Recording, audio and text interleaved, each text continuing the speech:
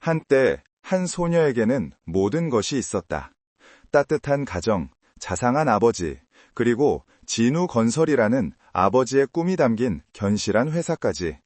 하지만 그 모든 것은 단 하룻밤 만에 재가 되었다. 탐욕에 눈이 먼 한 여자, 그녀의 새어머니였던 서명희에 의해.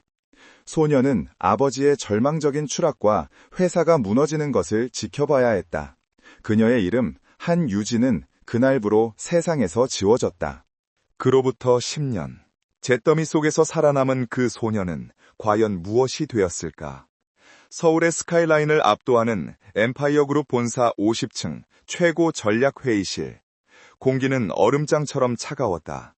거대한 테이블 상석에 앉은 젊은 CEO 강지훈 28. 이 냉철한 시선으로 임원들을 훑어보았다. 그는 완벽하게 재단된 다크 네이비 슈트만큼이나 빈틈없는 아우라를 뿜어냈다. 현 엠파이어 그룹의 총수 서명희 회장의 유일한 아들이자 그룹의 실질적인 심장이었다. 하이페리온 프로젝트.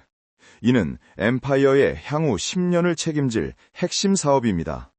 지훈의 목소리는 낮고 단호했다. 스크린에는 미래형 스마트시티의 화려한 청자진이 떠올랐다. 수조 원이 투입되는 거대한 계획. 임원들은 감히 숨소리도 크게 내지 못한 채 약속이나 한 듯 고개를 끄덕였다. 그의 계획은 완벽해 보였다. 단 한 사람, 테이블 끝자리에 배속한 신입 전략 분석가 안유진 25를 제외하고는. 이유이 있습니다. 고요한 회의실에 맑지만 단단한 목소리가 울려 퍼졌다. 모든 시선이 발원지를 향했다. 안유진. 그녀는 이번 분기에 막 입사한 전략기획팀 소속의 평사원이었다. 화려한 임원들 사이에서 그녀의 단정한 검은색 정장과 꾸밈없는 얼굴은 오히려 눈에 띄었다. 강지훈의 미간이 미세하게 좁혀졌다. 그의 완벽한 프레젠테이션 흐름을 감히 깨뜨린 자가 누구인지 확인하려는 듯 그의 시선이 유진에게 고정되었다. 안유진 씨라고 했나? 그의 목소리에는 차가운 경고가 실려 있었다. 무슨 문제라도? 유진은 자리에서 일어섰다. 수십 개의 날카로운 시선이 꽂혔지만 그녀의 눈동자는 조금의 흔들림도 없이 오직 강지훈만을 향해 있었다. 대표님께서 제시하신 하이페리온 프로젝트의 예상 수익률 데이터에 치명적인 오류가 있습니다. 회의실 안이 술렁했다. 뭐라고? 저 신입이 지금 감히 신입 따위가 CEO의 역점 사업에 치명적 오류라는 단어를 쓰다니. 몇몇 임원은 노골적인 비웃음을 흘렸다. 지훈은 팔짱을 끼며 차갑게 말했다. 증명해봐. 근거 없는 비난이라면 자네는 이 회의실을 걸어나갈 자격이 없을 거야. 유진은 지훈의 협박에도 아랑곳하지 않고 노트북을 들고 앞으로 나아갔다. 그녀는 메인 스크린에 복잡한 데이터 스트림과 재무 모델링을 띄웠다. 대표님 팀은 프로젝트 부지의 잠재적 환경 규제 리스크를 현저히 낮게 평가했습니다. 13페이지의 토지 가치 평가 모델은 5년 전 데이터를 기반으로 하고 있습니다. 하지만 제가 어젯밤 시뮬레이션한 결과 새로운 환경법 개정안이 통과될 경우 그녀의 손가락이 키보드 위를 빠르게 움직였다. 스크린의 숫자들이 재배열되며 붉은색 경고 그래프가 거대하게 떠올랐다. 예상 비용이 최소 30% 증가하며 최악의 경우 사업 승인 자체가 무기한 보류될 수 있습니다. 이는 단순한 오차가 아니라 프로젝트의 근간을 흔드는 구조적 결함입니다. 강지훈의 표정이 싸늘하게 굳었다. 그는 자신의 전략기획실장을 쏘아보았지만 실장은 이미 땀을 비오듯 흘리며 고개를 숙이고 있었다. 유진이 지적한 내용은 사실이었다. 그들이 놓친, 아니 애써 외면했던 부분이었다. 지훈은 다시 유진을 바라보았다. 분노가 치밀었지만 그보다 더 강렬한 것은 이 낯선 여자에 대한 당혹감과 기묘한 호기심이었다. 그녀의 분석은 날카롭다 못해 잔인할 정도였다. 단 하룻밤 만에 엠파이어 최고의 엘리트 집단이 몇 달간 만든 계획의 심장을 꿰뚫어버렸다. 그녀는 어떻게 이 핵심 데이터에 접근했으며 어떻게 이 짧은 시간에 이 정도 수준의 분석을 해냈단 말인가. 회의는 여기까지 하지. 지훈이 싸늘하게 선언했다. 임원들은 기다렸다는 듯 썰물처럼 빠져나갔다. 회의실에는 지훈과 유진, 그리고 방금 호되게 질책당한 전략기획실장만이 남아있었다. 유진은 방금 전 거대한 폭탄을 터뜨린 사람답지 않게 태연한 표정으로 자신의 노트북을 가방에 챙겨놓고 있었다. 그 완벽한 무표정. 당신, 정체가 뭐야? 지훈이 물었다. 목소리에는 억눌린 분노가 담겨 있었다. 유진이 고개를 들어 그와 눈을 맞췄다. 지훈은 그 순간 처음으로 그녀의 눈을 제대로 보았다. 깊고 차가우며 그 끝을 알 수 없는 실면 같은 눈동자였다.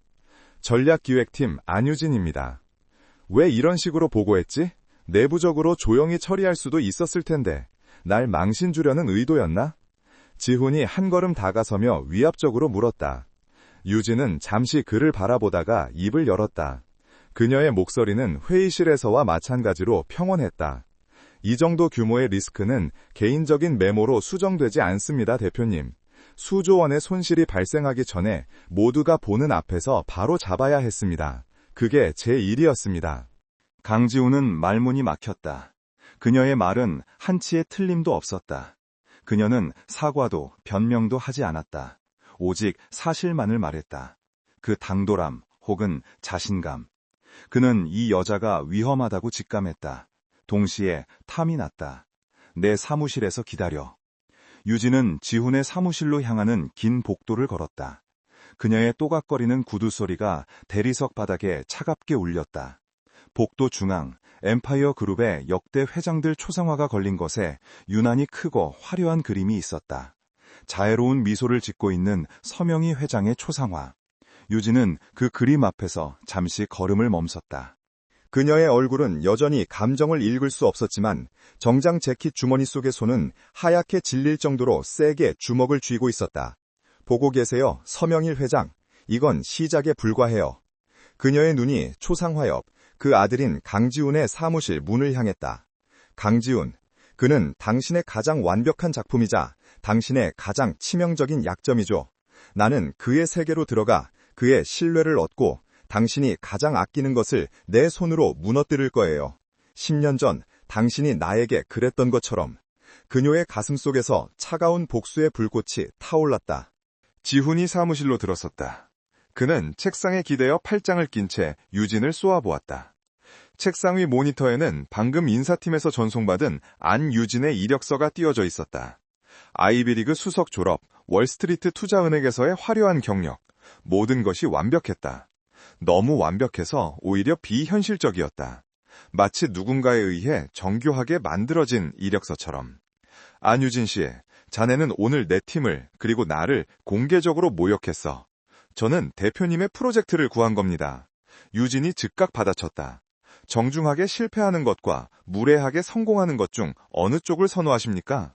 지훈은 허탈한 웃음을 터뜨렸다. 이런 여자는 처음이었다. 자신 앞에서도, 심지어 어머니인 서명희 회장 앞에서도 이렇게까지 당당하게 제할 말을 하는 사람은 없었다. 자네, 지금 이 프로젝트가 실패하길 바라는 건가? 아니요, 전 이 프로젝트가 성공하길 바랍니다. 유진의 눈빛이 강렬하게 빛났다. 하지만 지금 방식으로는 안 됩니다. 더 완벽하게, 누구도 반박할 수 없게 성공해야죠. 엠프리어 그룹의 이름에 걸맞게. 지훈은 유진을 몇 초간 말없이 응시했다. 야망, 지성, 그리고 그 밑에 감춰진 정체 모를 무언가. 그는 이 여자를 통제할 수 없다는 것을 알았다. 하지만 그는 통제할 수 없는 것들에 더 끌리는 사람이었다. 그는 충동적인 결정을 내렸다. 아니, 어쩌면 가장 이성적인 결정일지도 몰랐다. 좋아, 하이페리온 프로젝트 기존 팀은 오늘부로 해산한다. 유진의 눈썹이 살짝 움직였다. 그녀의 계획대로 흘러가고 있었다. 문제를 찾아낸 건 자네야. 그러니 해결도 자네가 해. 지훈이 책상을 가리켰다. 오늘부터 안유진 씨는 내 직속 전략 태스크포스 TF팀 소속이다. 하이페리온 프로젝트의 전권을 자네에게 맡기지. 성공시키면 자네가 원하는 걸 주겠다. 하지만 실패하면 자네는 업계에서 영원히 사라지게 될 거야. 실패하지 않습니다. 유진이 그의 말을 잘랐다. 그녀의 목소리에는 절대적인 자신감이 배어 있었다. 그녀는 고개를 숙여 인사했다. 기회를 주셔서 감사합니다, 대표님. 그 인사는 복종이 아닌 선전포고처럼 들렸다. 유진이 CEO 사무실을 나왔을 때 거대한 통유리창 밖은 이미 짙은 어둠이 깔려 있었다. 서울의 야경이 별처럼 쏟아졌지만 그녀의 눈에는 들어오지 않았다. 엘리베이터가 1층에 도착하고 그녀는 엠파이어 그룹의 거대한 로비를 빠져나왔다. 로비 한가운데에는 그룹의 슬로건이 금빛으로 새겨져 있었다. 신뢰를 기반으로 미래를 건설한다. 유진은 그 문구를 보며 속으로 비웃었다. 신뢰. 서명희가 가장 먼저 배신하고 짓밟은 단어였다. 차가운 밤공기가 그녀의 뺨을 스쳤다. 그녀는 잠시 멈춰서서 자신이 방금 나온 거대한 빌딩을 올려다보았다. 서명희의 성, 엠파이어. 그녀의 입가에 아주 희미하고 차가운 미소가 걸렸다. 첫 번째 말이 움직였다. 강지우는 미끼를 물었다. 그는 그녀의 능력을 필요로 할 것이고 점차 그녀를 신뢰하게 될 것이다. 완벽한 복수극의 일막이 마침내 올랐다. 그녀는 어둠 속으로 천천히 걸어 들어갔다. 강지훈 대표 직속 TF 사무실은 50층, 그의 집무실 바로 옆에 위치했다. 유리벽으로 분리된 그 공간은 엠파이어 그룹 내에서도 심장부로 불리는 곳이었다.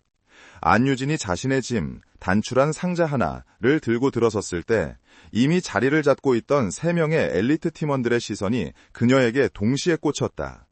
그들의 눈에는 노골적인 경계심과 약간의 저기가 서려 있었다. 낙하산, 그것도 CEO의 면전에서 기존 팀을 박살내고 그 자리를 꿰찬 위험한 신입.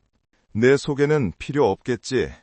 강지훈이 사무실로 들어서며 말했다. 그의 시선은 유진을 포함한 팀원 모두를 차갑게 훑었다. 안유진 씨는 오늘부로 하이페리온 프로젝트의 전술 기획을 총괄한다. 여러분은 안유진 씨의 지시를 따르게 될 거야. 여기에 있는 모든 데이터는 최고 보안 등급이다. 그리고 명심해, 내게는 2번의 기회란 없어. 차가운 선언이 끝나고 지훈은 유진을 잠시 바라보았다. 안유진 씨, 1시간 뒤 수정된 하이페리온 1단계 브리핑을 시작하지. 내 사무실에서. 그는 그네가 하룻밤 만에 재앙을 지적했으니 해결책 역시 즉각 내놓을 수 있는지 시험하려는 것이었다. 유진은 그저 고개를 끄덕였다. 알겠습니다, 대표님. 1시간 뒤 지훈의 집무실. 유진은 방대했던 하이페리온 프로젝트의 청사진을 완전히 뒤엎은 새로운 계획안을 스크린에 띄웠다. 그녀는 지난 회의에서 지적했던 환경규제 리스크를 더 이상 비용으로 분류하지 않았다. 문제는 리스크가 아니라 접근 방식이었습니다. 유진의 목소리는 차분했지만 강력한 설득력을 지니고 있었다. 기존안은 규제를 피해가기 위한 소극적 방어에 수백억을 태우는 계획이었습니다. 하지만 재수정안은 그 규제를 선점하는 것입니다. 그녀는 데이터를 넘겼다. 하이페리온 시티 전체를 엠파이어의 차세대 에코 인텔리전스 기술의 쇼케이스로 만드는 겁니다. 규제 기준보다 150% 높은 수준의 친환경 기술을 도입하고 이를 통해 정부의 그린 뉴딜 정책 자금을 지원받습니다. 리스크를 홍보의 기회로 바꾸는 거죠. 엠파이어는 미래를 건설할 뿐 아니라 지구를 지킨다. 이 슬로건 하나가 가져올 무형의 가치는. 강지호는 스크린에서 눈을 떼지 못했다. 분노나 경계심은 사라진 지 오래였다. 그의 눈에는 순수한 감탄과 지적인 흥분이 감돌았다. 그녀는 단 하루 만에 프로젝트의 본질을 꿰뚫고 위기를 기회로 전환하는 완벽한 전략을 수립했다. 그녀의 논리는 빈틈이 없었고 예상 수익률 곡선은 훨씬 더 공격적이고 안정적으로 변해 있었다. 이 방대한 데이터를 어떻게 하루 만에? 지훈이 묻지 않을 수 없었다. 어제 회의실에서 대표님께 지적했던 내용은 제가 발견한 문제의 10분의 1에 불과했습니다. 유진이 태연하게 대접했다. 저는 입사 첫날부터 하이페리온 프로젝트의 모든 원본 데이터를 검토해왔습니다. 문제가 터질 때까지 기다렸을 뿐이죠. 지훈은 등받이에 몸을 기댔다. 이 여자는 괴물이었다. 혹은 천재였다. 좋아, 이 안으로 진행해. 필요한 모든 자원을 지원하겠다. 그는 이미 그녀의 능력에 매료되기 시작했다. 며칠 뒤 유진은 TF팀을 완벽하게 장악했다. 처음 그녀를 적대했던 팀원들은 이제 그녀의 정확한 지시와 놀라운 통찰력에 완전히 압도당했다. 유진은 그들의 능력을 존중하면서도 그들의 한계를 명확히 긋고 자신이 그 위에 있음을 증명했다. 그녀의 유혹은 그렇게 시작되었다. 그것은 육체적인 것이 아니라 누구도 거부할 수 없는 압도적인 능력에 기반한 것이었다. 강지우는 매일 아침 그녀의 보고를 기다렸고 매일 밤 그녀가 제시하는 해결책에 의존하기 시작했다. 그러던 어느 날 오후 50층 복도가 이례적으로 소란스러워졌다. 비서실장과 임원 몇몇을 대동한 서명희 회장 58이 예고 없이 아들의 사무실을 찾았다. 우아한 실크 블라우스와 완벽하게 세팅된 헤어스타일, 자애로운 미소를 띠고 있었지만 그녀의 존재감은 층 전체의 공기를 무겁게 짓눌렀다.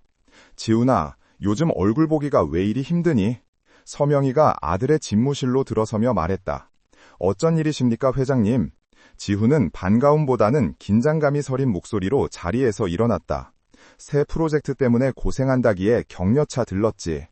서명희의 시선이 지훈의 어깨 너머 유리벽 안쪽에 TF 사무실에서 분주하게 움직이는 유진에게 멎었다.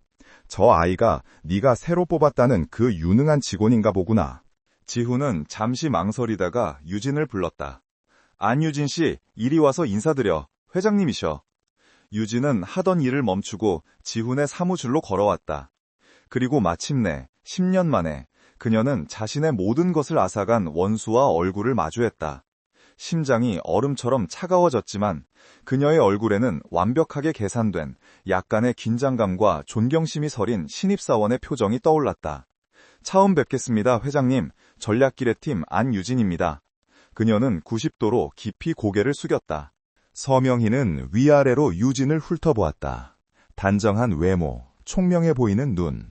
하지만 그뿐이었다. 서명희의 눈에 비친 안유진은 그저 배경도 없이 제 능력 하나 믿고 아들 주변을 맴도는 수많은 야망 있는 젊은이들 중 하나일 뿐이었다. 그래, 지훈이에게 말 많이 들었네. 아주 똑똑하다고. 서명희가 부드럽게 웃으며 말했다. 하지만 너무 의욕만 앞서면 안 돼. 우리 지훈이 일 많아도 열이거든. 잘 보필해주게. 그것은 격려를 가장한 경고였다. 내 아들에게 주제넘게 굴지 말라는. 명심하겠습니다, 회장님. 대표님께 누가 되지 않도록 최선을 다하겠습니다. 유진은 한없이 겸손하게 대답했다. 서명희는 만족스러운 듯 고개를 끄덕이고는 더 이상 유진에게 눈길도 주지 않고 아들과의 대화에 집중했다. 유진은 조용히 물러나 자신의 자리로 돌아왔다. 그녀는 모니터를 응시했지만 시선은 서명희에게 고정되어 있었다. 당신은 날 전혀 기억하지 못하는군요. 괜찮아요. 곧 당신의 모든 것에서 나를 보게 될 테니까. 서명희의 완벽한 오만함과 무시는 유진의 계획에 가장 강력한 무기가 되어줄 터였다. 그날 밤 야근은 불가피했다. 프로젝트 1차 마감 시한이 다가오고 있었고 예기치 못한 변수가 터졌다. 경쟁사인 태강그룹이 하이페리온 부지 인근에 핵심 물류 허브를 인수하려 한다는 첩보가 들어온 것이다. 만약 태강이 물류를 장악하면 하이페리온의 건설 비용은 천정부지로 치솟을 터였다. 지훈은 신경질적으로 넥타이를 풀어헤치며 모니터를 노려보고 있었다. 밤 11시. TF팀 사무실에는 지훈과 유진만이 남아있었다. 무거운 침묵 속에서 키보드 소리만 울렸다. 지훈이 찌끈거리는 관자놀이를 누르며 눈을 감았다. 그때 조용한 노크 소리와 함께 유진이 들어왔다. 그녀의 손에는 김이 모락모락 나는 컵이 들려 있었다. 대표님, 잠시 쉬어가며 하시는 게 좋겠습니다. 지훈이 눈을 떴다. 컵에서 은은한 페퍼민트 향이 풍겼다. 이게 뭐지? 페퍼민트와 캐모마일입니다. 편두통에 좋다고 들었습니다. 유진이 담담하게 말했다. 지훈은 놀라서 그녀를 바라보았다. 자신이 만성 편두통을 앓고 있다는 것은 비서실 외에는 거의 아는 사람이 없었다. 그녀는 어떻게? 유진은 그의 의문을 읽었다는 듯 말했다. 대표님께서 오후에 특정 진통제를 복용하시는 것을 봤습니다. 그 약은 보통 심한 편두통에 처방되더군요. 지독할 정도의 관찰력이었다. 지훈은 차를 한 모금 마셨다. 따뜻한 기운이 퍼지며 긴장이 조금 풀리는 듯했다. 이 여자는 자신의 업무뿐 아니라 자신의 상태까지 파악하고 있었다. 이것은 유능함을 넘어선 기묘한 종류의 케어였다. 태강건은 어떻게 생각하지? 지훈이 무심코 자신의 가장 깊은 고민을 털어놓았다. 태강은 허풍을 떨고 있습니다. 유진이 즉각 대답했다. 그 물류허브는 겉보기엔 핵심이지만 2년 뒤 개통될 신규 고속도로 라인에서는 완전히 벗어나 있습니다. 그들은 우리가 급한 마음에 더 비싼 값에 그 부지를 되사가길 바라는 거겠죠. 무시하십시오. 대신 이쪽 라인을 선점해야 합니다. 그녀는 지도에 새로운 루트를 그려 보였다. 지훈은 그녀의 분석을 들으며 자신도 모르게 안도감을 느꼈다. 그녀는 언제나 답을 가지고 있었다. 그가 가장 압박감을 느끼는 순간 가장 필요한 것을 정확히 내밀었다. 그때였다. 유진이 지도에서 손을 떼고 다음 자료를 짚기 위해 책상 위의 서류들을 정리했다. 그녀는 흩어진 보고서들을 모아 한쪽 모서리를 잡고 책상에 가볍게 3번 내리쳤다. 탁, 탁, 탁. 그리고는 완벽하게 각을 맞춰 내려놓았다. 강지훈의 숨이 순간 멎었다. 그 소리, 그 무의식적인 습관, 너무나도 익숙했다. 그의 뇌리에 봉인되어 있던 아주 오래된 기억이 번개처럼 스쳐 지나갔다. 15년 전 새어머니 서명희를 따라 재벌가의 일원이 되기 전 그가 살던 작은 동네. 옆집에는 그림 그리기를 좋아하는 유난히 총명했던 여자아이가 살았다. 아버지가 작은 건설사를 운영했던 아이. 그 아이는 자신이 그린 그림들을 정리할 때 언제나 종이 모서리를 책상에 정확히 3번 두드리는 버릇이 있었다. 탁, 탁, 탁. 유진아, 한유진, 그 아이의 이름. 아버지의 회사가 부도나고 온 가족이 안개처럼 사라져버린 그의 첫 친구. 지훈은 고개를 저었다. 말도 안 되는 상상이었다. 안유진, 한유진. 이름이 비슷한 흔한 우연일 뿐이다. 게다가 눈앞의 이 여자는 월스트리트 출신의 완벽한 엘리트 안유진이지 기억 속에 그 상처 많던 아이 한유진이 아니었다. 그는 애써 혼란스러운 생각을 지웠다. 고맙군. 차도, 조언도. 지훈이 낮게 말했다. 제 일입니다. 유진은 다시 감정 없는 얼굴로 돌아가 고개를 숙이고 사무실을 나갔다. 지훈은 홀로 남아 식어가는 차를 바라보았다. 그는 이것이 단순한 우연이라고 결론 내렸지만 안유진이라는 존재에 대한 그의 호기심은 이제 걷잡을 수 없이 커져버렸다. 그녀는 단순한 직원이 아니었다. 그의 가장 깊은 곳, 심지어 그 자신도 잊고 있던 과거의 한 조각을 건드리고 있었다. 복수의 서막은 그렇게 정의라는 이름의 치명적인 독을 품은 채 운명적인 이끌림으로 위장하고 있었다. 안유진이 엠파이어 그룹의 핵심으로 자리 잡는 데는 오랜 시간이 걸리지 않았다. 하이페리온 프로젝트는 그녀의 손을 거쳐 완벽한 에코 인텔리전스 시티라는 이름으로 재탄생했다. 강지훈은 유진의 전략 없이는 단 하루도 프로젝트를 진행할 수 없게 되었다. 그녀는 단순한 직원이 아니었다. 그의 방패이자 그의 가장 날카로운 검이었다. TF 팀원들은 더 이상 그녀를 낙하산이라 부르지 않았다. 그들은 그녀를 설계자라고 불렀다. 지훈은 매일 아침 그녀의 30분짜리 브리핑으로 하루를 시작했고 그녀의 최종 전략 요약본을 검토하며 하루를 마감했다. 그녀의 존재는 완벽하게 작동하는 기계처럼 그의 곁에 스며들었다. 그녀의 냉철한 판단력, 감정의 동요가 없는 목소리, 그리고 그가 편두통으로 고통받을 때마다 정확한 타이밍에 나타나는 페퍼민트 차. 이 모든 것이 그에게는 안정감을 주었다. 그는 얼음처럼 차가운 그녀에게 기묘한 방식으로 의존하고 있었다. 폭풍은 가장 고요한 날에 찾아왔다. 엠파이어 그룹의 주가가 개장과 동시에 수직 낙하하기 시작했다. 주요 일간지 일면과 포털 사이트 메인을 장식한 충격적인 헤드라인 때문이었다. 단독, 엠파이어 그룹, 하이페리온, 친환경 가면 뒤에 숨겨진 추악한 불법 폐기물. 기사는 하이페리온 부지 인근에서 과거 엠파이어 그룹의 위장 자회사가 수년간 불법으로 유독성 폐기물을 매립해왔다는 사실을 고발했다. 이게 다 무슨 소리야? 지훈이 집무실에서 신문을 집어던졌다. 홍보팀과 법무팀 임원들이 사색이 된 채 고개를 숙이고 있었다. 친환경 도시? 우리가 지금 대국민 사기극을 벌인 꼴이 됐잖아. 대표님, 이건 저희도 몰랐던 일입니다. 확인해보니 5년 전 서 회장님께서... 한 임원이 조심스럽게 입을 열었다. 어머니를 들먹이지 마. 지금 이 프로젝트 책임자는 나야. 지훈이 포효했다. 그의 완벽한 통제력에 금이 가기 시작했다. 주주들의 항의 전화가 빗발쳤고 환경단체들은 본사 앞에서 시위를 시작했다. 에코 인텔리전스라는 그들의 핵심 전략이 이제 그들의 목을 조르는 밧줄이 되어 돌아왔다. 긴급 대책회의가 소집되었다. 수십 명의 엘리트들이 모였지만 오고 가는 것은 책임 전가와 변명뿐이었다. 법적으로 문제없다. 경쟁사의 음해다. 일단 부인하고 보자. 그때 회의실 구석에서 데이터를 분석하던 유진이 조용히 입을 열었다. 사실입니다. 모든 시선이 그녀에게 쏠렸다. 안유진 씨, 지금 뭐라고? 기사는 사실입니다, 대표님. 유진은 자리에서 일어나 메인 스크린에 또 다른 자료를 띄웠다. 그것은 그녀가 하이페리온 프로젝트를 검토하며 찾아낸, 하지만 보고되지 않았던 잠재 리스크 목록이었다. 불법 폐기물 문제도 그 안에 포함되어 있었다. 다만 기자가 입수한 자료는 5년 전 자료가 마지막입니다.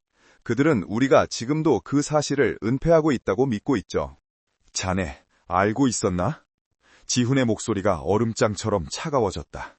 배신감마저 서려 있었다. 알고 있었습니다. 그리고 해결책도 준비해 두었습니다. 유진은 지훈의 분노에도 흔들림 없이 그와 눈을 맞췄다.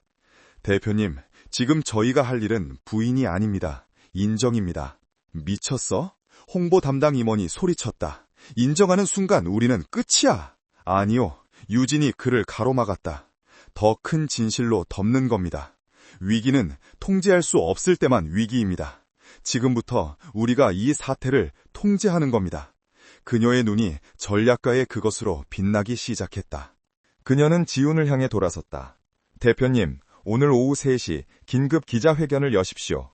무슨 말을 하라고? 이렇게 말씀하시는 겁니다. 유진의 목소리는 회의실 전체를 압도했다. 첫째, 5년 전 과거의 잘못을 인정하고 사과한다.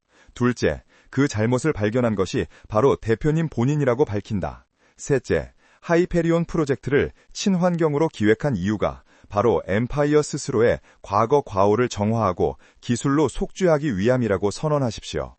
회의실은 숨소리조차 들리지 않는 침묵에 휩싸였다. 유진의 전략은 상상을 초월하는 것이었다. 스캔들을 부인하는 것이 아니라 스캔들을 정면으로 끌어안고 그것을 오히려 프로젝트의 진정성 있는 명분으로 뒤바꾸는 전략. 그들은 우리가 은폐하려 했다고 공격했지만 우리는 이 프로젝트 자체가 우리의 고해성사라고 받아치는 겁니다. 유진이 말을 이었다. 그 증거로 제가 이미 확보해둔 환경정화 기술 특허 자료와 부지 복원 예산안을 공개하십시오. 이건 어제 오늘 만든 자료가 아닙니다. 하이페이온의 에코 인텔리전스는 거짓이 아니었음을 증명하는 겁니다. 지훈은 유진을 바라보았다. 이 여자는 도대체 어디까지 내다보고 있는 것인가? 그녀는 이미 이 사태를 예측하고 대응책까지 마련해두었다. 그는 이 위험한 도박에 모든 것을 걸기로 결심했다. 좋아, 안유진 씨 말대로 하지. 기자회견 준비해. 그날 오후 강지호는 카메라 플래시 세례 앞에 섰다. 그는 유진이 써준 대본을 거의 그대로 읽었다. 때로는 단호하게, 때로는 진심 어린 사죄의 표정으로. 그리고 마지막 유진이 준비한 데이터를 공개하며 선언했다. 엠파이어는 과거의 오점을 기술의 진보로 덮을 것입니다. 하이페리온은 그 속죄와 미래를 향한 약속입니다. 여론은 하룻밤 사이에 기적처럼 뒤바뀌었다. 뻔뻔한 재벌에서 과거를 책임지는 용기 있는 2세 경영인으로 엠파이어의 주가는 다시 폭등하기 시작했다. 위기는 완벽한 기회가 되었다. 그날 밤 자정이 넘은 시각 50층 CEO 집무실은 아직 불이 꺼지지 않았다. 지훈과 유진은 기자회견 후속 조치를 마무리하고 있었다. 거대한 통유리창 밖으로 서울의 야경이 펼쳐져 있었지만 두 사람 모두 지쳐 있었다. 지훈은 넥타이를 거칠게 풀어 소파에 던졌다. 완벽했던 CEO의 모습은 사라지고 피로에 젖은 한 남자의 모습만이 남아 있었다. 그는 위스키 잔을 들고 창가에 섰다. 얼음이 부딪히는 소리가 유난히 크게 들렸다. 오늘 정말 지옥 같았군. 그가 혼잣말처럼 중얼거렸다. 유진은 마지막 보고서를 정리하고 있었다. 결과는 좋았습니다, 대표님. 지훈이 잔을 든 채 그녀를 돌아보았다. 그래, 결과는 좋지. 그는 쓴웃음을 지었다.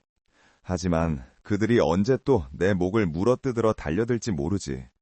엠파이어 그룹의 후계자라는 자리는 마치 얼음 왕자 같아. 화려하지만 단 한순간도 편히 기댈 수가 없어. 유진의 손이 멈칫했다. 그녀가 예상했던 강지훈의 모습이 아니었다. 어머니는, 서 회장님은 항상 완벽을 요구하셨지. 지훈의 목소리가 낮게 가라앉았다. 실수는 용납되지 않아. 약점은 곧 죽음이야. 나는 언제나 그걸 증명해야 했어. 내가 그저 서명희의 아들이 아니라 이 제국을 이끌 자격이 있다는 걸.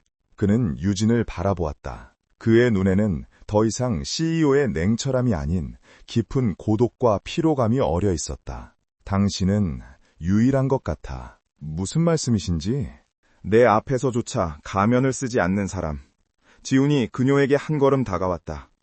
다른 사람들은 내 뒤에 있는 서 회장님을 보거나 내게 무언가를 얻어내려고 애쓰지. 하지만 당신은 그냥 나를 봐. 아니, 내 계획의 빈틈을 보지. 그가 자조적으로 웃었다. 오늘도 모두가 내게 변명하고 있을 때 당신만이 진실을 말했어. 그리고 답을 줬지. 유진의 심장이 그녀의 완벽한 복수 계획 속에서는 단 한 번도 예상치 못했던 소리를 내며 쿵 하고 떨어졌다. 그녀의 눈앞에 있는 남자는 더 이상 서명희의 아들이나 복수의 도구가 아니었다. 그는 자신과 마찬가지로 서명이라는 거대한 그림자 밑에서 고통받고 있는 또 다른 피해자처럼 보였다. 이 위험한 감정, 연민. 아니야, 속지 마. 그는 당신의 아버지를 파멸시킨 여자의 피와 살을 나눈 아들이야. 이 모든 부귀 영화는 네 눈물 위에서 이룬 거라고. 유진은 속으로 되뇌며 얼어붙은 표정을 유지하려 애썼다. 하지만 그녀의 입에서 나온 말은 그녀의 통제를 벗어난 것이었다.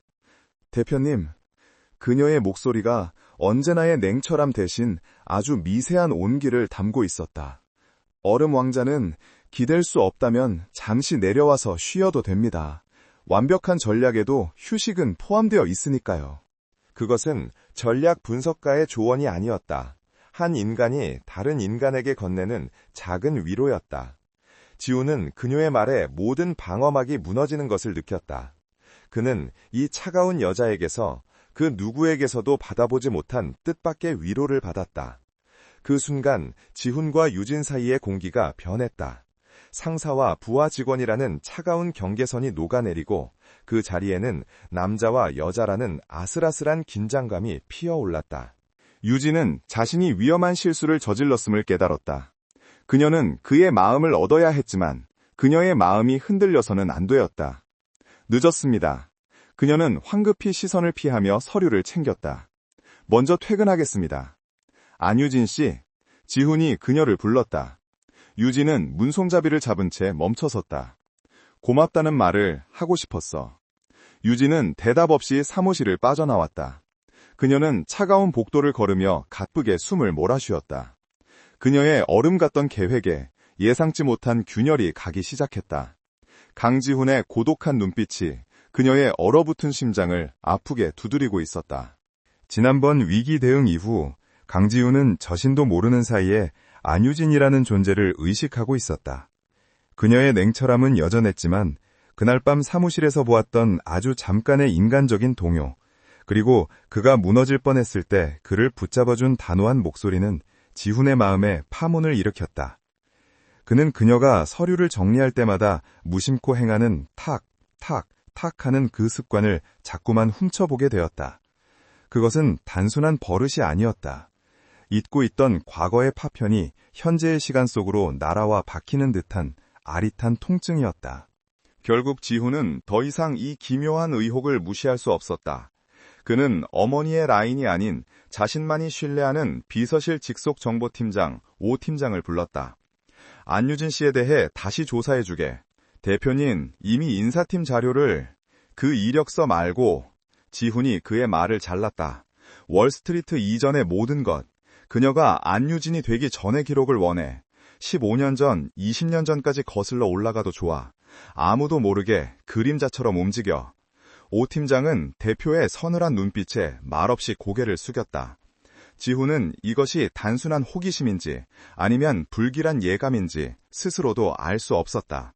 같은 시각 유진은 퇴근길 인파 속에 몸을 숨긴 채 평소와 다른 경로로 움직이고 있었다. 그녀의 핸드폰에 낯선 번호로 짧은 문자 메시지가 도착했다. 오후 7시 남산 구립도서관 3층 역사 코너. 10년 만의 연락이었다. 아버지의 충직한 비서이자 회사가 무너질 때 마지막까지 아버지를 지켰던 박 실장이었다. 그는 서명희의 눈을 피해 결정적인 증거, 진우건설이 불법적으로 강탈당했음을 증명하는 원본 계약서와 비자금 장부를 숨겨온 유일한 아군이었다.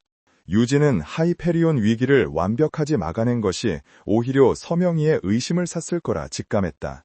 서명희처럼 교활한 뱀은 자신의 아들이 갑자기 통제 불가능한 천재를 옆에 두는 것을 용납하지 않을 터였다. 박 실장과의 접선은 극도로 위험한 일이었다. 하지만 복수를 완성하기 위해서는 그의 증거가 반드시 필요했다. 그녀는 지하철 노선을 3번이나 갈아타고 중간에 옷까지 갈아입으며 철저히 미행을 따돌렸다. 오후 7시 약속한 도서관 3층. 낡은 책 냄새가 진동하는 고요한 서가 사이로 유진은 세월의 풍파를 정면으로 맞은 듯한 박 실장을 발견했다.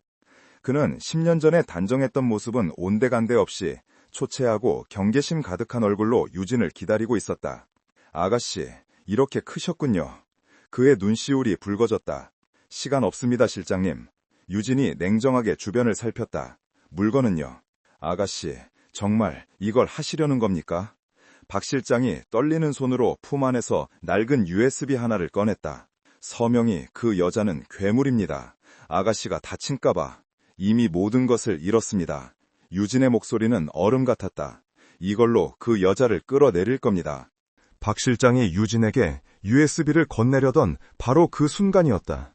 정적을 깨고 여러 개의 거친 발소리가 서가를 향해 다가왔다. 찾았다! 정장을 입은 건장한 남자들이었다. 서명희의 사람들이었다. 유진의 미행을 따돌린 것이 아니었다. 그들은 박 실장을 쫓고 있었던 것이다. 아가씨, 도망치세요. 박 실장이 유진을 거칠게 밀어냈다. 그는 유진의 손에 USB를 억지로 쥐어주며 소리쳤다. 이걸 지켜요. 아버님의 한을 풀어드려야지. 박 실장은 남자들을 향해 몸을 던졌고 서가는 거대한 도미노처럼 무너졌다. 책들이 비명처럼 쏟아져 내렸다. 유진은 본능적으로 비상계단을 향해 달렸다. 실장님!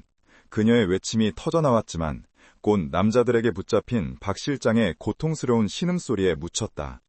유진은 도서관 뒷문으로 뛰쳐나와 어두운 골목으로 몸을 숨겼다. 그리고 잠시 후 그녀가 방금 빠져나온 골목 입구에서 끔찍한 소리가 들렸다. 급정거하는 타이어 마찰음과 둔탁하게 무언가 부딪히는 소리, 그리고 모든 것을 삼켜버린 침묵. 유진은 차마 뒤를 돌아보지 못했다. 그녀는 차가운 벽에 몸을 기대고 손에 쥔 작은 USB를 피가 나도록 움켜쥐었다. 박 실장이 자신 때문에. 그녀의 눈에서 뜨거운 눈물이 쏟아지는가 싶더니 이내 얼음처럼 차갑게 식어버렸다. 슬픔은 순식간에 지옥불 같은 분노로 변했다. 서명희, 당신이 또 내 사람을 빼앗아갔어. 좋아, 더 이상 망설이지 않아. 당신의 아들 강지훈을 향한 일말의 동정심 따위도 이젠 없어. 그녀의 복수 계획은 이제 한치의 망설임도 변수도 없는 완전 범죄로 나아가야 했다. 박 실장의 핏값으로. 다음 날 강지훈은 오 팀장으로부터 첫 번째 보고를 받았다. 대표님, 이상합니다. 안유진 씨의 기록은 15세 이전이 완벽하게 공백입니다. 마치 15세에 이 세상에 태어난 사람 같습니다. 아이비리그 입학 기록은 모두 사실이지만 그 전의 학적 기록은 교묘하게 지워져 있습니다. 지훈의 심장이 차갑게 내려앉았다. 완벽한 이력서는 완벽하게 조작되었다는 뜻이었다. 그럼 15세 이전에 존재했던 나와 비슷한 나이대의 여자아이를 찾아봐. 이름은 한유진이다. 네? 한유진 말씀이십니까? 오 팀장의 얼굴이 굳어졌다. 그 이름은 엠파이어 그룹 내에서 일종의 금기어였다. 그래, 진우건설, 한진우 사장의 딸. 지훈의 목소리는 단호했다. 그리고 안유진과 한유진 두 사람의 연결고리를 찾아내. 지금 당장. 지훈은 그날 밤 집무실에서 잠들지 못했다. 왜 한유진이라는 이름이 튀어나왔는지 스스로도 설명할 수 없었다. 그저 탁, 탁, 탁 하는 그 소리가 먼지 쌓인 기억의 상자를 강제로 열어젖힌 것만 같았다. 그는 초조하게 오 팀장의 최종 보고를 기다렸다. 새벽 3시, 오 팀장이 파리한 얼굴로 집무실 문을 열었다. 그는 보안 서류 봉투를 지훈의 책상 위에 올려놓았다. 대표님, 요청하신 자료입니다. 이건 극비사항입니다. 저 혼자 확인했습니다. 지훈은 떨리는 손으로 봉투를 열었다.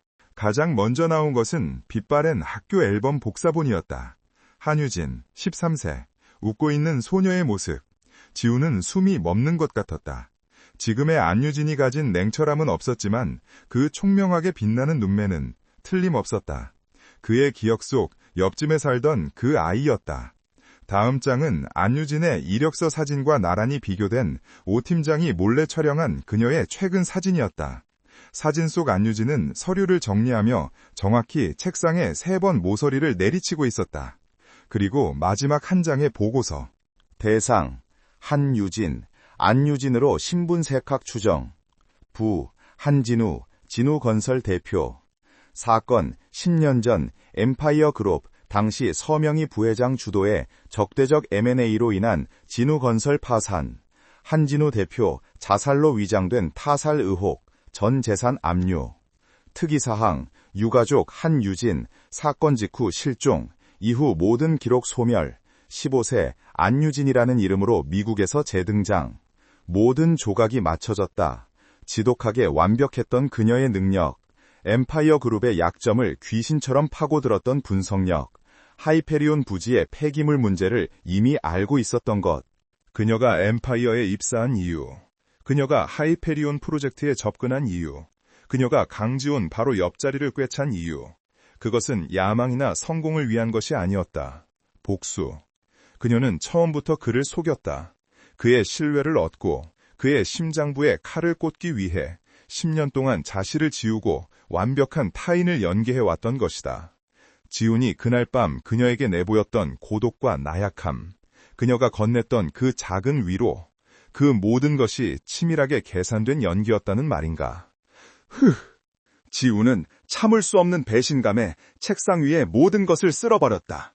유리잔이 깨지고 서류들이 공중으로 흩날렸다. 그는 책상에 엎드려 거친 숨을 몰아쉬었다. 가슴이 찢어질 것 같았다. 그가 마음을 열기 시작했던 유일한 사람, 그의 과거와 현재를 동시에 흔들었던 그녀가 그의 어머니가 만든 가장 끔찍한 비극의 생존자였다. 그리고 그녀는 지금 그 비극을 재현하기 위해 자신의 아들인 그를 이용하고 있었다. 그의 분노는 그녀를 향한 것인지, 이 모든 비극을 만든 어머니 서명희를 향한 것인지, 아니면 이 모든 것을 이제야 알아버린 자기 자신을 향한 것인지 알 수 없었다. 분명한 것은 안유진, 아니 한유진과의 관계는 이제 돌이킬 수 없는 지점을 넘어섰다는 것이었다. 하늘이 무너진다는 것은 아마도 이런 느낌일 터였다. 강지호는 텅 빈 집무실에서 꼬박 하룻밤을 새웠다. 보고서의 모든 글자가 그의 뇌리를 불로 지지는 것 같았다. 한유진, 진우건설, 아버지의 죽음, 그리고 10년간의 복수. 그가 느꼈던 기묘한 이끌림, 그녀의 압도적인 능력, 심지어 그를 향한 작은 위로까지. 그 모든 것이 한순간에 복수라는 이름의 거대한 기만으로 전락했다. 하지만 분노와 배신감 속에서도 그의 가슴 한구석에서는 서명이라는 이름의 어머니가 저지른 과거의 죄악에 대한 공포와 혐오감이 고개를 들었다. 그날 오후 서울 하늘에는 먹구름이 몰려오기 시작했다. 마치 지훈의 심정을 대변하듯 도시는 금방이라도 폭발할 듯한 긴장감에 휩싸였다. 그는 유진에게 짧은 메시지를 보냈다. 오후 8시 하이페리온 C구역 전망대. 단둘이 볼 일이 있으니 늦지 말 것. 그곳은 아직 공사가 한창인 도시가 한눈에 내려다 보이는 고층의 외로운 공간이었다. 유진은 지훈의 호출에 불길함을 느꼈다. 박 실장의 죽음 이후 그녀는 단 하루도 잠을 이루지 못했다. 슬픔을 애도할 시간조차 사치였다. 그녀는 USB에 담긴 증거를 분석하며 마지막 일격을 준비하고 있었다. 하지만 지훈의 갑작스러운 호출, 그가 무엇을 알게 된 것일까? 그녀는 흔들리는 마음을 다잡고 약속 장소로 향했다. 전망대에 도착했을 때 폭우가 쏟아지기 시작했다. 거센 비바람이 철골 구조물을 때리며 울부짖는 소리를 냈다. 강지훈은 이미 그곳에 서 있었다. 비에 젖은 어깨도 아랑곳하지 않은 채 그는 유리병 너머로 폭풍우에 휩싸인 도시를 내려다보고 있었다. 그의 뒷모습은 그가 그토록 벗어나고 싶어 했던 얼음 왕자 그 자체처럼 차갑고 위태로워 보였다. 대표님, 부르셨습니까? 유진이 젖은 머리카락을 쓸어 넘기며 말했다. 지훈은 천천히 돌아섰다. 그의 얼굴은 피로와 분노, 그리고 알 수 없는 슬픔으로 일그러져 있었다. 그가 늘 보여주던 냉철한 CEO의 모습은 어디에도 없었다. 안유진 씨, 그가 낮게 읊조렸다. 아니, 그가 유진에게 한 걸음 다가왔다. 그의 눈은 맹수처럼 번득이고 있었다. 한유진이라고 불러야 하나. 유진의 심장이 바닥으로 떨어졌다. 숨이 멎었다. 10년간 지켜온 가면이 깨지는 소리. 그는 알고 있었다. 어떻게 10년 전 진우건설 한진우 사장의 딸, 내 기억이 맞나. 지훈의 목소리는 빗소리에 묻히지 않을 만큼 날카로웠다. 유진의 얼굴에서 모든 핏기가 사라졌다. 그녀는 뒷걸음질 치려 했지만 지훈이 그녀의 팔을 거칠게 붙잡았다. 그의 악력은 그가 알던 그가 아니었다. 말해, 네가 엠파이어에 온 이유가 뭐야? 내 프로젝트, 내 신뢰, 내 옆자리가 전부 내 복수국을 위한 무대였나? 폭풍우가 절정에 달했다. 번개가 하늘을 가르며 두 사람의 일그러진 얼굴을 비쳤다. 유진은 붙잡힌 팔의 통증보다 그의 눈에 서린 깊은 배신감에 심장이 더 아파오는 것을 느꼈다. 아니, 이건 연민이야. 속지 마. 그녀는 박 실장의 죽음을 떠올렸다. 그녀의 눈에 다시 얼음 같은 증오가 서렸다. 그래, 맞아. 유진이 지훈의 손을 뿌리치며 소리쳤다. 가면은 벗겨졌다. 10년간 억눌러왔던 모든 분노와 슬픔이 폭발했다. 한유진, 그게 내 이름이야. 10년 전 네 어머니 서명희가 모든 것을 짓밟아버린 그 한유진. 네 어머니는 내 아버지를 죽였어. 그녀의 절규가 빗소리를 뚫고 터져나왔다. 그 여자는 우리 가족의 모든 것을 빼앗고 웃으면서 그 피 묻은 돈으로 이 제국을 건설했지. 난 그걸 되찾으러 온 거야. 네 어머니가 가장 아끼는 것, 가장 완벽하다고 믿는 것, 바로 너, 강지훈. 널 무너뜨리고 네 어머니가 나와 똑같은 절망을 느끼게 해주기 위해서. 그래서 나에게 접근했군. 지훈이 허탈하게 중얼거렸다. 그의 눈빛이 절망으로 흔들렸다. 그래! 유진이 악에 받쳐 소리쳤다. 네 편두통, 네 고독, 그 모든 게 나에겐 네 심장으로 파고들 수 있는 최고의 무기였어. 난 널 이용했어. 네가 내게 마음을 열수록 난 속으로 비웃었다고. 서명희의 아들답게 참 순진하다고. 유진은 스스로 내뱉은 말에 심장이 베이는 듯 했지만 멈출 수 없었다. 이것이 진실이었고 이것이 그녀의 복수였다. 지훈은 눈을 감았다. 그는 유진의 모든 말을 믿고 싶지 않았지만 믿을 수밖에 없었다. 그녀의 목소리에 담긴 고통은 연기가 아니었다. 그럼 그날 밤의 위로도 거짓이었나? 그가 마지막 남은 희망을 붙잡고 물었다. 유진은 차마 대답하지 못했다. 그녀의 마음이 흔들렸던 그 유일한 순간. 하지만 지금은 진실을 말할 때가 아니었다. 그녀는 그를 완벽하게 절망시켜야 했다. 유진이 입을 열려던 바로 그 순간이었다. 거기까지. 전망대 입구에서 어둠을 뚫고 수십 개의 손전등 불빛이 두 사람을 향해 쏟아졌다. 서명희의 충직한 비서실장과 보안팀원들, 그리고 검찰 수사관들이었다. 모든 것은 서명희의 손바닥 아니었다. 그녀는 박 실장의 존재를 알았고 그가 유진과 접촉하리라는 것도 예측했다. 박 실장을 처리한 그녀는 유진이 아들의 마음을 흔들고 있다는 사실을 깨닫자마자 다음 카드를 준비했다. 안유진 씨, 서명희의 비서실장이 차가운 목소리로 서류를 내밀었다. 당신을 엠파이어 그룹 기밀 유출 및 산업 스파이 혐의로 긴급 체포합니다. 유진의 눈이 커졌다. 무슨? 당신이 하이페리온 프로젝트의 핵심 기술 데이터를 경쟁사인 태강그룹에 넘긴 증거를 확보했습니다. 수사관이 수갑을 꺼내 보였다. 이게 당신의 개인 클라우드에서 나온 자료입니다. 완벽한 함정이었다. 유진은 태강의 움직임을 예측했지만 그들에게 데이터를 넘긴 적은 없었다. 서명희가 조작한 것이 분명했다. 아닙니다. 변명은 검찰에 가서 하시죠. 수사관들이 유진에게 다가왔다. 유진은 지훔을 바라보았다. 그녀의 눈빛은 날 믿어달라는 애원이 아니었다. 이게 네 어머니다 라는 조소에 가까웠다. 강지우는 이 모든 상황을 망연자실하게 지켜보고 있었다. 그는 어머니가 얼마나 잔인할 수 있는지 이제야 온몸으로 깨달았다. 그녀는 자신의 아들이 마음을 준 여자라는 이유만으로 그녀를 완벽하게 매장시키려 하고 있었다. 그녀가 한유진이든 안유진이든 그것은 서명희에게 중요하지 않았다. 아들의 약점은 제거되어야 할 대상일 뿐이었다. 수사관의 손이 유진의 어깨에 닿으려던 순간 멈춰! 지훈이 유진의 앞을 가로막고 섰다. 그의 등은 쏟아지는 비를 막아주는 유일한 방패처럼 보였다. 대표님, 비서실장이 당황해서 그를 불렀다. 이건 회장님의. 내가 이 프로젝트의 책임자야. 지훈이 수사관들을 노려보며 말했다. 그의 목소리는 그 어느 때보다 차갑고 단호했다. 내 팀원이야. 내 허락 없이는 머리카락 하나 건드릴 수 없어. 하지만 대표님, 증거가... 그 증거 내가 직접 확인하겠네. 지훈은 유진을 돌아보았다. 그녀는 그가 자신을 보호하리라고는 상상도 못했는지 충격에 휩싸인 얼굴로 그를 바라보고 있었다. 지훈의 마음은 지옥이었다. 그는 자신을 속인 여자를 마주하고 있었다. 동시에 그 여자를 파멸시키려는 자신의 어머니와 맞서고 있었다. 그는 고통스러운 선택을 내렸다. 서명희가 만든 이 비극적인 세계에서 그는 더 이상 어머니의 꼭두각시로 살지 않기로 결심했다.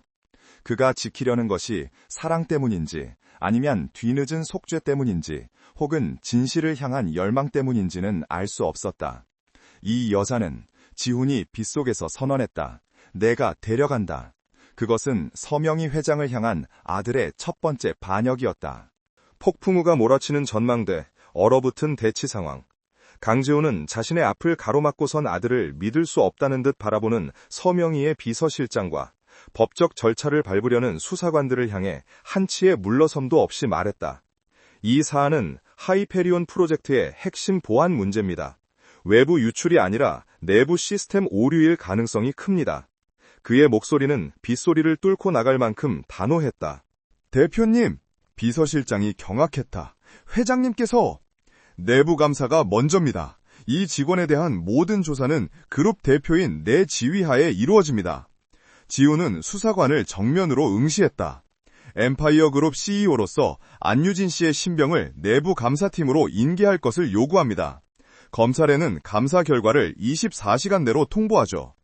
이것은 명백한 시간 끌기이자 월권에 가까운 행위였다. 하지만 현장 책임자인 CEO의 강력한 의지를 무시할 수는 없었다. 서명희가 보낸 사람들은 지훈의 서슬퍼런 기세에 눌려 잠시 주춤했다. 그 찰나의 순간 지훈은 유진의 팔을 잡아 끌었다. 따라와. 그들은 전망대를 벗어나 비상계단을 통해 지하 주차장으로 향했다.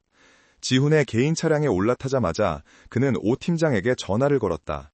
플랜 B, 지금 당장. 그리고 그는 핸들을 꺾어 쏟아지는 폭우 속으로 질주했다. 유진은 자신이 어디로 가는지, 이 남자가 왜 자신을 구했는지 알 수 없었다. 그녀는 복수의 대상이자 자신을 가장 완벽하게 속인 남자에게 목숨을 빚지고 있었다. 차가 도착한 곳은 서울 외곽, 한적한 강변에 위치한 지훈의 개인 별장이었다. 그가 어머니의 감시를 피해 유일하게 숨을 쉬는 곳이었다. 별장 안은 따뜻한 공기가 감돌았지만 두 사람 사이의 공기는 얼음장 같았다. 왜 날 도왔죠? 유진이 젖은 옷을 움켜쥔 채 물었다. 내가 한유진이라는 걸 알았잖아요. 당신 어머니의 원수라는 걸.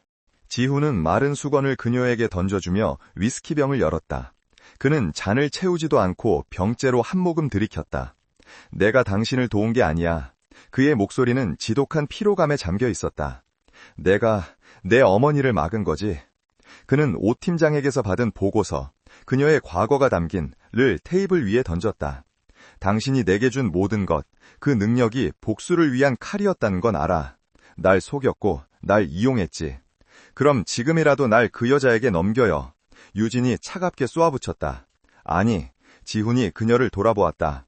그의 눈은 핏발이 서 있었다. 내 어머니는 당신 아버지를 죽음으로 몰아넣었어. 그리고 어젯밤 당신의 조력자 박 실장을 사고로 위장해 제거했지. 유진의 숨이 멎었다. 박 실장님, 당신이 어떻게? 오 팀장이 알아냈어. 당신을 체포하려던 것도, 태강의 기밀을 넘겼다는 누명도 전부 어머니가 꾸민 짓이야. 당신이 아들의 마음을 흔든다는 이유만으로 당신을 사회에서 매장시키려 한 거라고. 지훈은 주먹을 세게 쥐었다. 당신의 복수는 정당했어, 한유진. 유진은 그가 내뱉은 진실의 무게에 휘청였다. 그는 모든 것을 알고 있었다. 그녀의 복수, 그녀의 정체, 그리고 그의 어머니가 저지른 또 다른 살인까지. 그리고 그는 어머니가 아닌 자신의 편에 서기로 결정했다. 내일 오전 10시 엠파이어 그룹 전기 주주총회야. 지훈이 말을 이었다. 어머니는 이사회 긴급 의결권을 상정할 거야. 하이페리온 프로젝트의 혼란을 빌미로 내 권한을 정지시키고 모든 권력을 자신에게 집중시키겠지. 그게 당신을 산업 스파이로 몰아넣은 진짜 이유고, 내일이 마지막 기회야. 유진은 자신이 손에 쥔 유일한 무기, 박 실장이 목숨과 맞바꾼 USB를 꺼내들었다. 여기 모든 증거가 있어요. 10년 전 진우건설 강탈 계약서 원본과 서명희의 비자금 장부. 지훈의 눈이 번뜩 꼈다. 그것만으로는 부족해. 이사들은 어머니의 사람들이야. 판을 뒤엎으려면 주인들, 즉 주주들을 움직여야 해. 그는 즉시 오 팀장에게 다시 연락했다. 오 팀장, 지금부터 10년간 서명희 회장에게 불법적으로 피해를 본 모든 소액 주주들, 피해 기업 명단을 모조리 확보해. 그들의 위임장이 필요해. 날이 밝는 대로. 남은 시간은 12시간. 지옥 같은 밤이 시작되었다. 두 사람은 별장에서 단 한숨도 자지 않고 마지막 결전을 준비했다. 유진은 USB의 데이터를 분석하며 서명희의 자금 흐름을 추적했고, 지훈은 오 팀장과 함께 법적 절차와 주주 명부를 검토했다. 배신과 복수심, 연민과 죄책감이 뒤엉킨 채 두 사람은 오직 서명희 타도라는 단 하나의 목표를 향해 달렸다. 다음 날 오전 10시, 엠파이어 그룹 본사 대강당. 정기 주주총회장은 수백 명의 주주와 기자들로 발 디딜 틈이 없었다. 단상 위 서명희 회장은 특유의 자애롭고 위험 있는 미소로 좌중을 압도하고 있었다. 친애하는 주주 여러분, 최근 하이페리온 프로젝트와 관련해 불미스러운 일이 있었습니다. 이에 본인은 그룹의 신속한 정상화를 위해 그녀가 아들 강지훈의 직무정지와 자신의 비상 경영권 강화를 골자로 하는 안건을 상정하려던 바로 그 순간이었다. 이의 있습니다! 강당의 육중한 문이 열리고 강지훈이 당당하게 걸어 들어왔다. 모든 카메라 플래시가 그에게 터졌다. 서명희의 얼굴이 순간적으로 굳었다. 지훈아, 네가 어쩐 일로? 회장님, 지훈이 그네의 말을 잘랐다. 그는 단상으로 똑바로 걸어 올라갔다. 이 안건에 반대합니다. 그리고 그 이유를 설명해줄 특별한 분을 모셨습니다. 모든 사람의 시선이 지훈이 가리킨 문으로 향했다. 한 여자가 걸어 들어왔다. 단정한 검은색 정장. 하지만 더 이상 신입사원 안유진의 불안한 기색은 없었다. 그녀는 한유진이었다. 10년의 한을 품고 돌아온 모든 비극의 생존자. 저 여자는 서명희가 경악하며 소리쳤다. 보안팀, 당장 저 여자를 끌어내. 저 여자는 우리 회사 기밀을 훔친 산업 스파이야. 아닙니다. 지훈이 마이크를 잡고 강당 전체에 울려 퍼지게 말했다.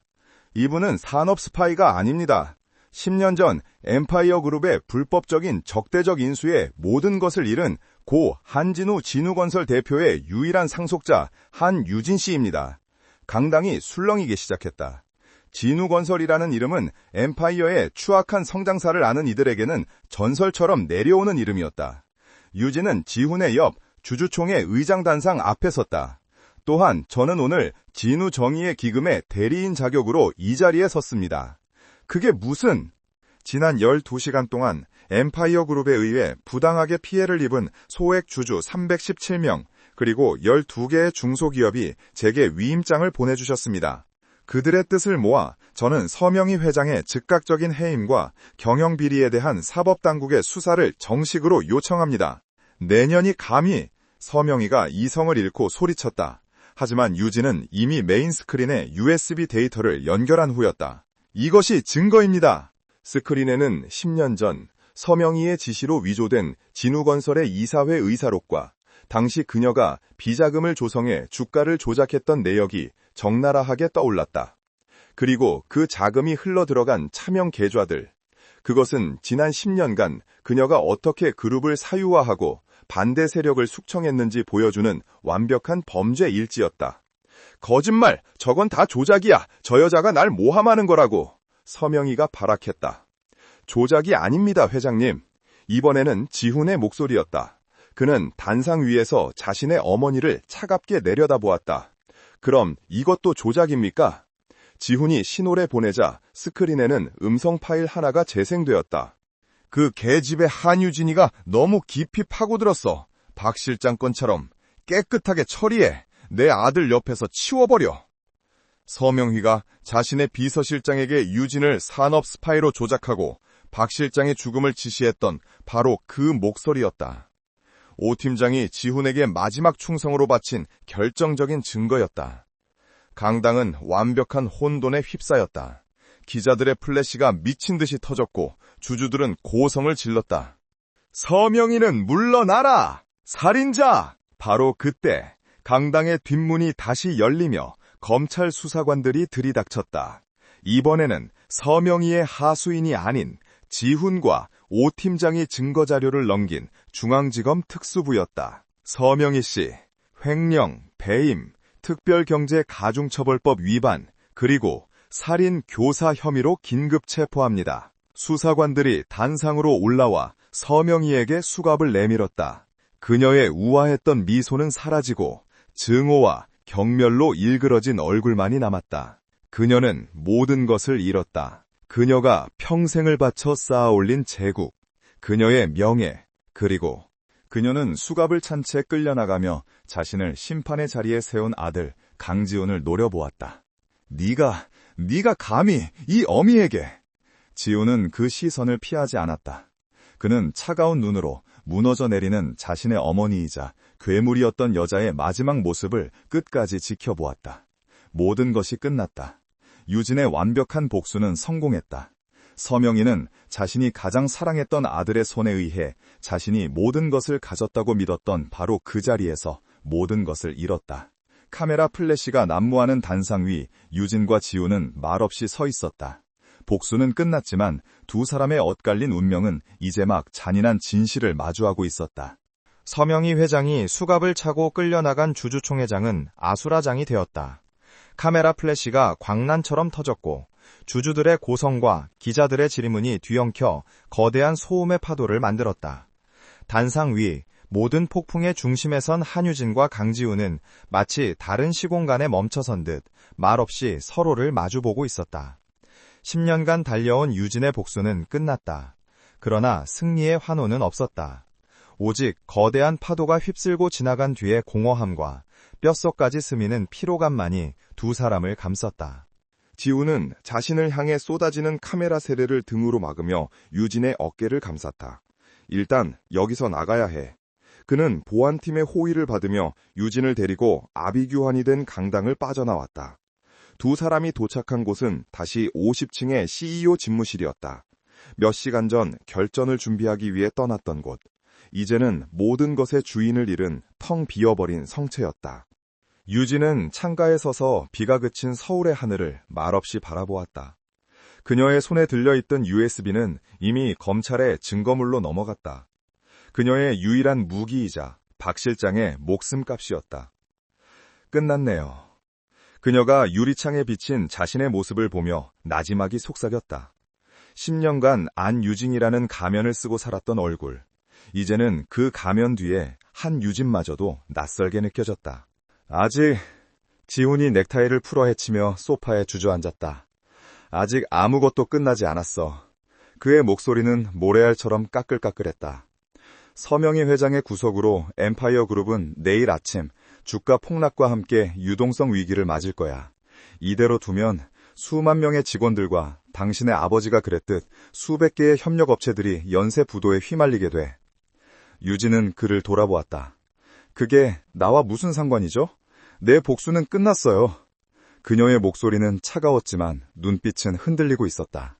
상관 있어. 지훈이 고개를 들어 그녀를 정면으로 응시했다. 당신의 복수는 서명이 한 사람을 향한 거였지만 그 여자가 남긴 이 거대한 괴물은 수많은 사람들의 피를 빨아먹고 있어. 이대로 무너지게 두는 건 또 다른 피해자를 만드는 것뿐이야. 당신의 아버지는 그런 걸 원하지 않았을 거야. 그의 말이 유진의 심장을 찔렀다. 그녀의 아버지는 언제나 사람을 위한 건설을 말했다. 유진은 복수를 위해 괴물이 되었지만 아버지의 신념까지 버린 것은 아니었다. 내가 뭘 하면 되죠? 날 도와줘, 한유진. 지훈이 처음으로 그녀의 진짜 이름을 불렀다. 당신의 능력으로 이 제국을 해체하고 재건하는 걸 도와줘. 서명희의 것이 아닌 원래 있어야 할 주인들에게 돌려줄 수 있도록. 당신의 아버지 회사였던 진우건설의 명예를 회복시키는 것부터 시작해야지. 그렇게 두 사람의 기묘한 동행이 다시 시작되었다. 복수가 끝난 자리에서 정의라는 이름의 더 힘든 싸움이 시작된 것이다. 강지훈은 비상경영위원회의 임시의장을 맡았고 한유진은 그의 곁에서 그룹 정상화 TF의 총책임자가 되었다. 두 사람은 지난 몇 달간 그랬던 것처럼 완벽한 호흡으로 일했다. 하지만 그들 사이에는 보이지 않는 거대한 벽이 존재했다. 그들은 밤낮 없이 서명희가 남긴 비자금을 추적해 피해자 보상기금을 마련했고 부실 계열사를 정리했으며 진우건설을 포함한 피해 기업들의 명예회복 절차를 밟았다. 그들은 서로의 능력을 존경했지만 결코 사적인 감정을 드러내지 않았다. 지훈은 자신이 사랑한 여자가 자신을 이용했다는 상처를, 유진은 자신이 흔들렸던 남자가 원수의 아들이라는 현실을 애써 외면하며 일에만 몰두했다. 몇 달이 흘렀다. 엠파이어 그룹은 거대한 폭풍우를 견뎌내고 더 작지만 더 건강한 기업으로 재편되기 시작했다. 진우건설의 옛 부지에는 한진우 기념 공익재단의 건물이 올라가기 시작했다. 모든 것이 제자리를 찾아가는 듯했다. 모든 정리가 끝난 유진은 지훈의 책상 위에 사직서를 올려놓았다. 약속대로 모든 게 안정되었습니다. 지훈은 창밖을 바라보고 있던 등을 돌리지 않은 채 물었다. 앞으로 계획은? 떠날 거예요. 유진이 담담하게 말했다. 10년 동안 내 이름으로 살아본 적이 없어요. 안유진은 복수를 위한 유령이었고 한유진은 과거에 묶여 있었죠. 이제 나를 찾고 싶어요. 지훈이 천천히 그녀를 돌아보았다. 그의 얼굴에는 임시의장의 무게감 대신 깊은 슬픔이 서려 있었다. 내가 당신에게 했던 말들, 전망대에서 당신을 비난했던 말들, 진심이었잖아요. 유진이 그의 말을 막았다. 그리고 내가 당신에게 했던 말들도 진심이었어요. 당신을 이용했어요. 하지만 그녀는 차마 뒷말을 잇지 못했다. 하지만 내 마음도 진심이었노라고. 가. 지훈이 낮게 말했다. 가서 당신의 시간을 살아, 한유진. 그걸 막을 자격 나에겐 없어. 그는 그녀가 자신에게 준 상처보다 자신의 어머니가 그녀에게 준 고통이 훨씬 더 크다는 것을 알고 있었다. 유진은 마지막으로 그를 바라보았다. 원수의 아들, 복수의 대상, 그리고 자신을 구원해준 유일한 사랑. 그녀는 말없이 고개를 숙여 인사하고 그토록 치열했던 50층의 집무실을 조용히 걸어나갔다. 문이 닫히는 소리가 두 사람의 엇갈린 운명을 갈라놓는 듯했다. 지훈은 그녀가 사라진 문을 한참 동안 바라보며 손안에 든 작은 페퍼민트 티백을 말없이 움켜쥐었다. 1년 후, 에필로그. 서울의 한적한 동네, 작은 현판이 걸린 사무실, 진우 희망재단. 1년 전 유진이 아버지의 이름으로 세운 기업 비리로 피해를 본 서민들을 위한 법률 지원 재단이었다. 10년 전에 얼음 같던 복수심은 사라지고 그녀는 단정한 스웨터 차림으로 피해자 가족의 손을 따뜻하게 잡고 있었다. 그녀의 얼굴에는 마침내 평온이 깃들어 있었다. 사무실 문에 달린 작은 종이 울렸다. 어서 오세. 유진은 상담을 마치고 고개를 들다가 문 앞에 서 있는 낯선 남자를 보고 그대로 굳었다. 말끔한 수트 대신 편안한 니트와 면바지 차림. 1년 전보다 조금 수척해졌지만 눈빛은 훨씬 더 깊어진 남자, 강지은이었다. 오랜만이네요, 한유진 씨. 그가 어색하게 웃으며 말했다. 대표님, 아니 강지훈 씨. 유진은 놀라 자리에서 일어났다. 어떻게? 엠파이어 그룹 얼마 전에 완전히 손 뗐어요. 지훈이 사무실을 둘러보며 말했다. 전문 경영인에게 맡기고 내 지분은 모두 사회에 환원했습니다. 어머니가 남긴 빚, 그걸 갚는데 1년이 걸렸네요. 왜? 당신을 찾으러 왔으니까. 지훈이 그녀의 앞으로 다가섰다. 두 사람 사이의 거리는 불과 한 걸음. 10년 전 내 어머니가 당신의 모든 것을 앗아갔죠. 그리고 1년 전 나는 당신의 복수에 동참했지만 결국 당신에게 또 다른 상처를 줬어요. 그는 숨을 깊게 들이마셨다. 유진아, 그가 그녀의 어린 시절 이름을 불렀다. 나는 더 이상 엠파이어의 강지훈도 서명희의 아들도 아니에요. 그냥 당신의 이웃집에 살았던 당신의 첫 번째 친구였던 강지훈으로 다시 시작하고 싶어서 왔어요. 유진의 눈동자가 세차게 흔들렸다. 10년의 복수, 1년의 치유, 그 모든 시간이 이 순간을 위해 존재했던 것처럼. 우리의 시작은 그녀의 목소리가 떨렸다. 복수와 거짓이었어요. 잿더미였다고요. 알아. 지훈이 그녀의 손을 조심스럽게 잡았다. 하지만 잿더미 속에서도 꽃은 피어난다고 하잖아. 우리가 운명이라면 비극으로 시작된 운명이라도 행복으로 끝낼 수는 없을까? 내가 당신 곁에서 당신의 진짜 미소를 지켜주게 해줘. 평생. 유진아 눈에서 눈물이 흘러내렸다. 그것은 더 이상 분노나 슬픔의 눈물이 아니었다. 얼어붙었던 심장이 마침내 녹아내리는 따뜻한 해빙의 눈물이었다. 그녀는 대답 대신 그의 손을 마주잡았다. 몇 달 후 작은 성당에서 아주 조촐한 결혼식이 열렸다. 하객이라고는 오 팀장 내외와 재단에서 도움을 받은 몇몇 사람들 뿐이었다. 화려한 드레스 대신 소박한 흰 원피스를 입은 유진의 얼굴에는 그 누구도 본 적 없던 진심으로 행복한 미소가 만개에 있었다. 서로의 과거를 용서하고 현재를 사랑하며 미래를 약속합니까? 네, 네. 두 사람이 반지를 교환하고 입을 맞췄다. 그것은 복수극의 완벽한 종결이자 잿더미 위에서 기적처럼 피어난 사랑의 진정한 시작이었다. 운명은 잔인했지만 결국 그들은 서로를 구원했다.